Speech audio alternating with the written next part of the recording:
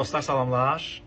İzləyicilərimdən mənə bir çoxu müraciət eləmişdilər ki, məlum hadisənin, məlum qəzasını şərh elə. Amma məhkəmə getdiyinə görə və mübahisəli məsələlər olduğuna görə mən o şərhi vermirdim. Bugün məhkəmə oldu. Bugün mən məhkəmə qərarını şərh etməyəcəm. Mən sırf qanunla bu situasiyada hər iki tərəf necə qərar verməlidir, onu deyəcəm sizə.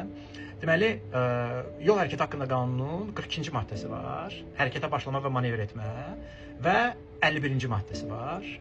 Bu, ötmə ilə bağlı olan maddədir. Hərəkət sürəti və ötmə. 42-ci maddədə deyir ki, sürücü sola dönməzdən öncə qarşıdan gələn nəqliyyat vasitəsini buraxmalıdır. Bu hansı hallara aiddir?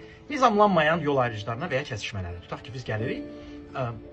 Burada heç bir üstünlük nişanı yoxdur. Bizə baş yolun istiqaməti nişanı yoxdur. Biz sola dönəndə qarşıdan gələn nəqliyyat vasitəsini buraxmalıyıq. Çünki o bizim sağımıza düşür. Bu svetoforla nizamlananda olur. Yəni hər ikimizə yaşıl yananda bu nizamlanan yol ayrıcıdır. Sola dönəndə biz sağdan, yəni qarşımızdan gələn nəqliyyat vasitəsini buraxmalıyıq. Bir çox sürücülər adətən bununla bağlı bir neçə belə müraciət olub bizim efirdə ki, əks istiqamətə nəqliyyat vasitəsi çıxıb, mən sola dönmüşəm, dəymüşəm, mənə deyiblər ki, sən onu buraxmalısan. Burada bəzi anlayışları mənə elə gəlir ki, düzgün izah etmirlər. Bu nədir? Qanunda bir dənə maddə var. Orada deyir ki, zolağını dəyişən sürücü eyni istiqamətdən gələn nəqliyyat vasitəsinə yol verməlidir. Mən orta zolaqdayım, sola keçməliyəm. Solda kimsə gəlirsə arxadan, onu buraxmalıyam, sonra zolağımı dəyişməliyəm.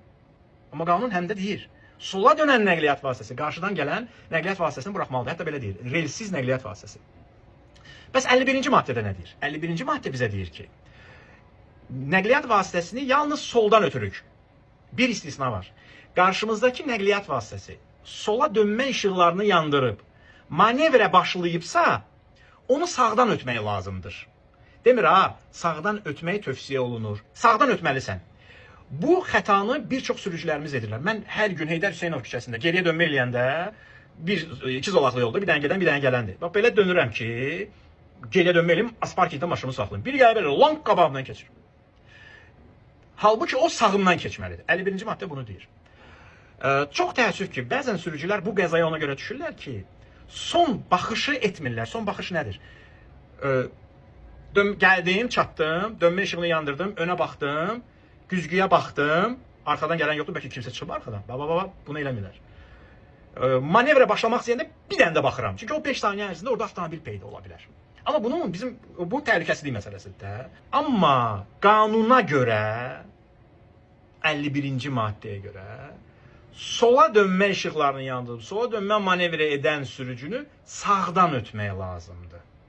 Və qanuna görə sola döndüyümüz zaman qarşıdan gələn nəqliyyat vasitəsini buraxmalıyıq.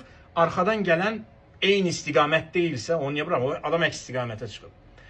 Çox təəssüf ki, bizdə bu cür hallarda, praktikada o sürücüləri günahkar bilirlər.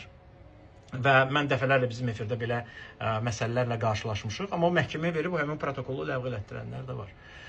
Hamıya keçmiş olsun, ölənə Allah rəhmət eləsin, içəriyə düşən Allah qapısını açsın. Çox güman ki, onlar apellyasiya məhkəməsi verəcəklər. Apellyasiya məhkəməsində bu arada başqa qərar da çıxa bilər. Praktikada da bu var. Özünüzdə müğayət olun, qaydaları pozmayın və hər zaman güzgüdə son baxışları edin.